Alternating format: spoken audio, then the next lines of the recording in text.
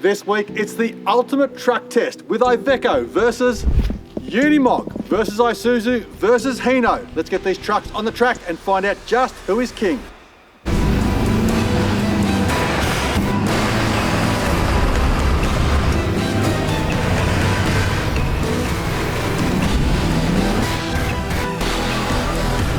Stick around to find out how we ended up in this mess.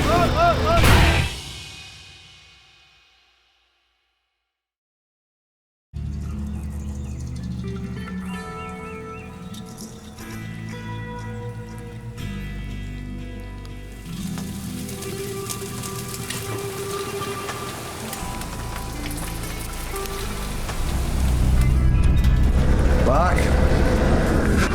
Oh, thank you, Simon. Beautiful, mate. All right, fellas, I reckon Simon said he was camped just around the corner here somewhere. Rightio, let's go and find him. What do you guys reckon we go show him what these things can do?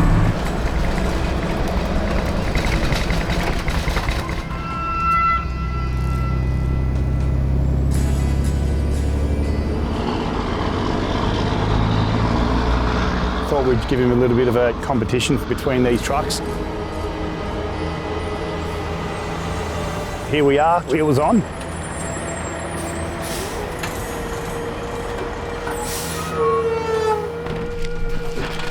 Hey, Simon! Can't hide from us. Come on, mate. You get a little Iveco. These things are nuts. Hi, I'm Tim from Ultimate 9, and this is my Hino 300 4x4 truck. Relatively standard so far. It's had a super single wheel conversion. Hi, I'm Gavin. This is my Isuzu MPS 300. I use it daily for work, but I do have a camper that goes on the back. We use it for touring, take the family away. It's got twin winches on the front, gives us 48,000 pound pulling power. Hey, I'm George, and this is my 1988 Mercedes-Benz Unimog. It's a 5.7 litre inline-six turbo diesel engine on 47-inch tyres and portal axles. Didn't really have much time to do any modifications to it because I literally bought it 2 weeks ago, but it's extremely capable.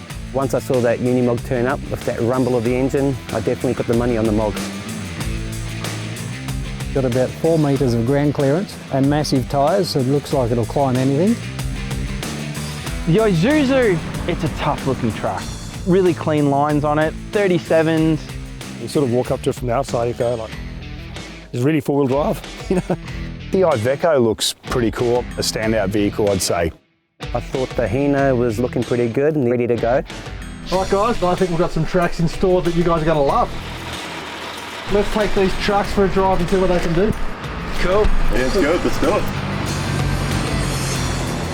Cobble State Forest is actually a tiny area. Have a look at the amount of data, the number of mapped tracks that you will pick up with new tracks. And that's one of the big benefits of new tracks.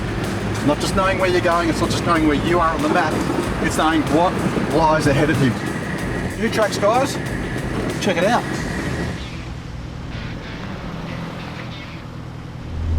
So Andrew, these guys have come out and challenged me this morning, so I reckon I know the track I'm going to take them to first. It's got a little bit of rock in it. I reckon it's going to be a good track to warm them up on. Let's go. Can't wait. I just looked at it and thought there is no way we are getting these trucks up this road. That first obstacle was probably over the knee, halfway up the thigh. A very rocky, harsh, slippery climb. Rocks are huge. That was hard. It's all right. That's what the front bash plate's for. After a couple of hard hits, we got up there. There's no stopping him, it was great. Don't tell him, but that RV test pretty awesome. Oh yeah!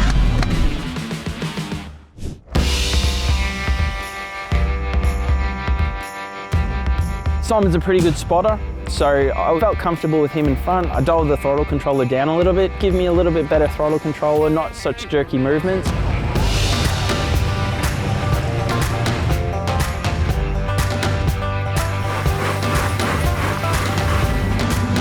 Have we hit the hard bit? We're coming to the hard bit now, buddy. I want to go home.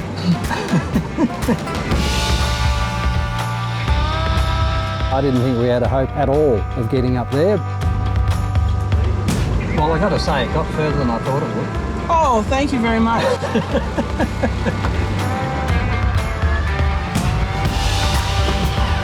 The Hino, that was pretty precarious, the angles that was sitting on. One thing about the trucks is whether they are or not, they feel like they're about to fall over. It's not a great feeling.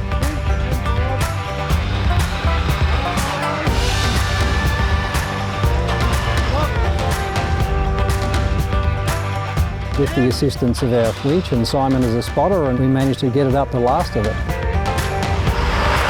Put the winches to work and got it out. Got it out of the way and watched the other guys have their turn. That was pretty awesome. Gavin came up in the Isuzu. We came up to it, tried an angle of going as far left as possible, but the rocks had different ideas, being obviously wet and muddy and that sort of stuff, so I sort of pushed it down a bit.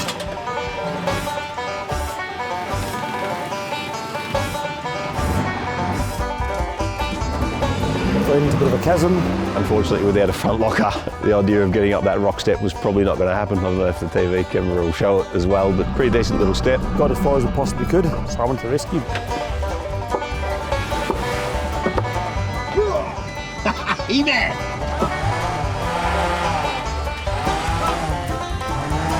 It begs the question of who's the genius who looked at this and said, I want to take a car up there. We're winching!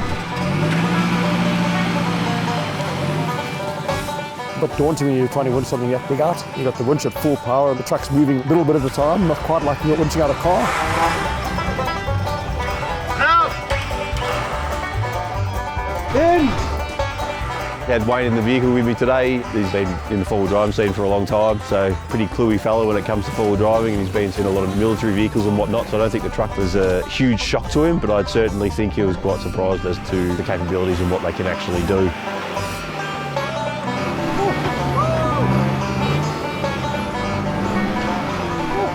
Pulled it out, it was good fun. Lock is in, first obstacle in this mod, I wish me luck. We just got to this major step. A few of the trucks had to get wrenched up, and we were the last one to do it. Seeing the way the first three trucks went up it, I was a little nervous. I thought, okay, look, this is going to be pretty bad, and they've chopped it out pretty badly. He literally just went straight for the rock, and then next thing you know, I'm just facing the sky. Just stand back and watch the mighty Unimog just literally walk up the track. This made us all look pretty ordinary, to be honest, but it was impressive to watch.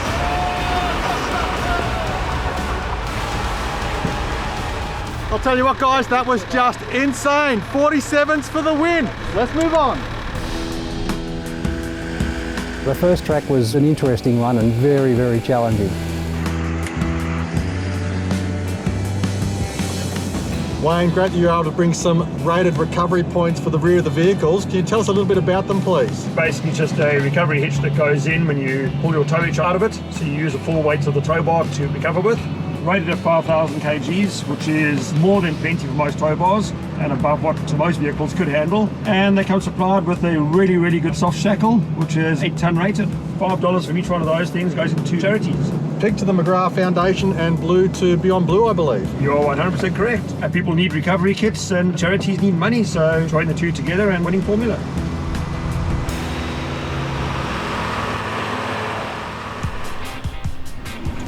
So Andrew, who do you think won that first section? The Unimog. The Mog all the way, mate. The Mog all the way. We're a close second though, right? Definitely a second in this car. I've given an honorary mention to Tim in the Hino because I didn't think we had a hope in it getting up there. On this truck, we abuse the electrical system. Off-roading puts a huge strain on batteries. From running lights, winching is a killer, pumping up your tyres at the end of the day. The ability to monitor it and see how they're performing is invaluable. Having a Bluetooth battery monitor that just connects to your app so you can check on it, you can look at the charge history, is really handy. It's really important to know that it's all functioning the way it should be. Drove up a little bit further, turned off the second track, and well, that was just snot, like literally just pure snot. Cars are slipping, all four wheels spinning. Yeah, slosh pit. Yep. Deep ruts. It was quite a sight, yeah. Nothing you could really do with it.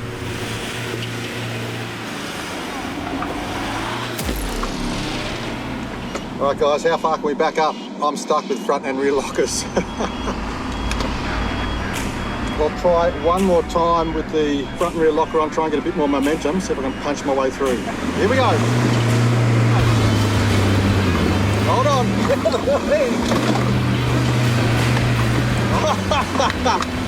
Oh yeah. Okay, that seemed to have done the trick. Once again, pretty damn impressed with our Iveco. I figured with a bit of luck the Hino would do the same thing. We're going to be able to get up there? Give it a crack. So I had Tony from Donaldson Filters with me, giving me some spotting from the side. One thing with the trucks is they're big, they're long, and they're wide. Having an extra set of eyes was really handy. If you keep it going like that, it might fall in once you get the back gear, but it just gets to there and it's hung up. That got completely ploughed down. The biggest problem we had was diffs dragging on the ground in the centre. Being uncooperative. Oh man, this is getting ugly. Winching was required. I'll bring the Iveco anchor back. All these people with big tyres just digging out ruts, making it hard for the average four-wheel driver. I'm going to get you to run the winch.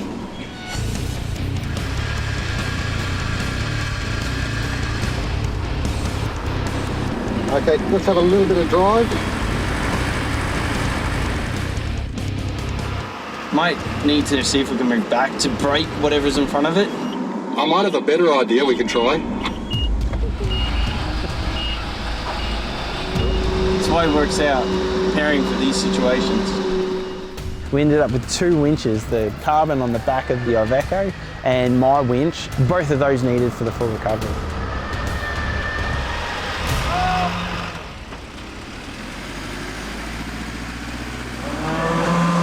He runs around these buddy tracks like a 20-year-old. I thought, well, we're both running similar setups with regards to diffs and whatnot, so I knew I'd more than likely diff out. Thought I'd try and take the right line and try and take a higher line, try and stay out of the ruts. Unfortunately, with all the rain and all the rest of it that we had last night, that was out of the question. First time, jammed up. Second time, we got a little bit further. Third time, got further again. In that scenario, you're in the ruts, there's no real line to it anymore. It's about just trying to get wheel speed and try and punch the diffs through where they will jam up. Unfortunately, couldn't quite get up and over the last ledge. There wasn't quite enough clearance for us. Send it. Ended up in exactly the same thing as the Hino. Bottomed up, couldn't go any further, had to bring the winch up. Everyone always picks on me for my two winches, but it's times when it can come in handy. Oh yeah, for sure. We've really put the winches to test in that area with that truck. There was a lot of load.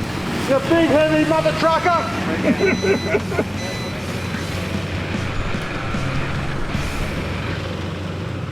Bumpy road, sorry mate.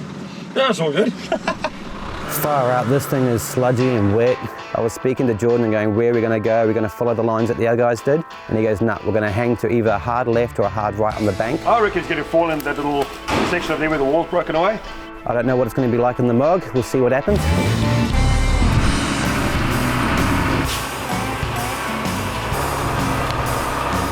One of the things you've got to also remember with the Unimogs is the tyres are really wide, so they don't generally fit in the same tracks that a normal vehicle does or any of those adventure trucks do.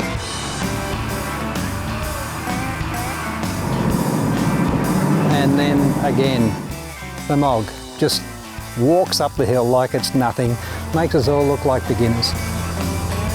But hey, it's a very, very capable vehicle, so it was just impressive to watch. He sort of came up there, he made it look easy, because it really wasn't.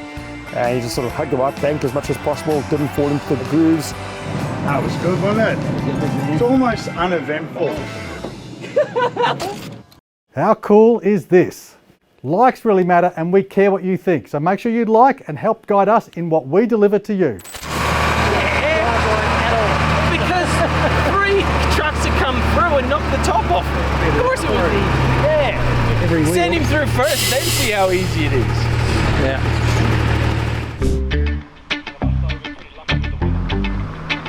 So Andrew, what sort of person is looking to set up a home garage?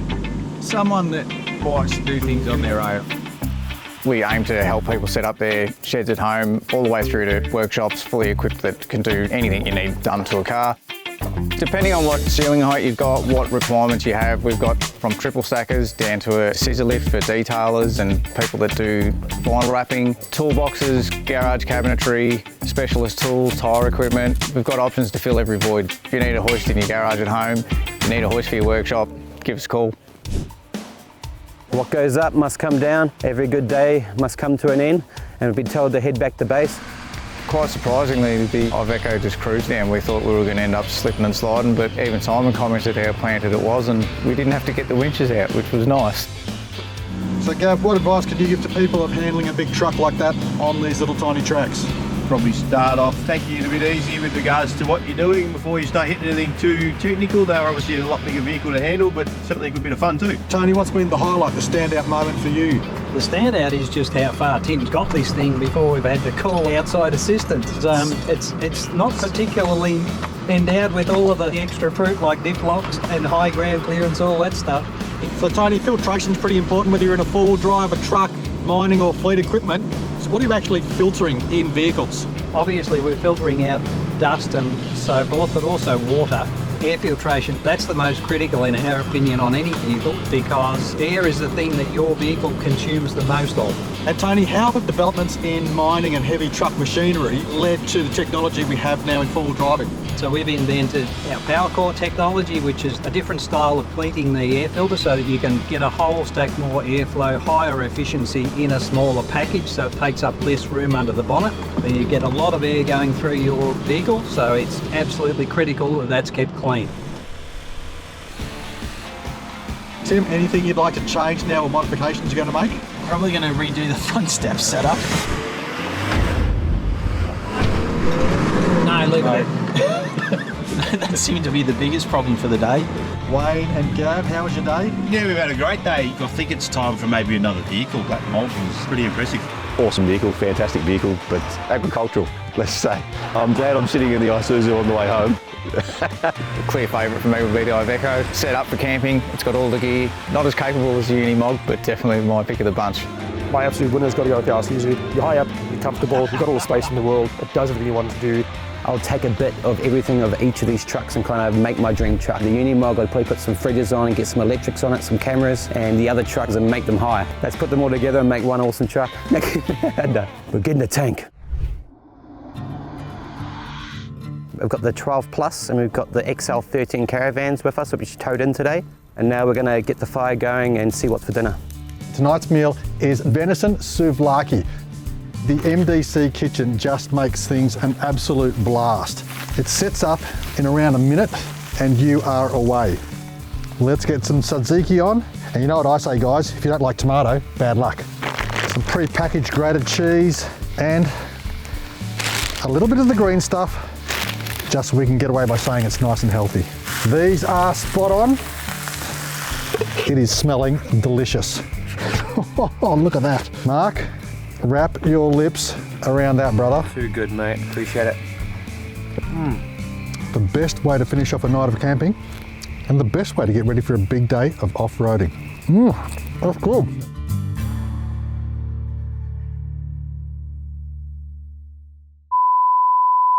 I mean, I thought you liked me. I thought this was a dream come true for us. It's your dream. You can't force a dream onto someone else, Dad. Yes, I can. I can force a dream on you. Why are you yelling? Because it's a good dream. It's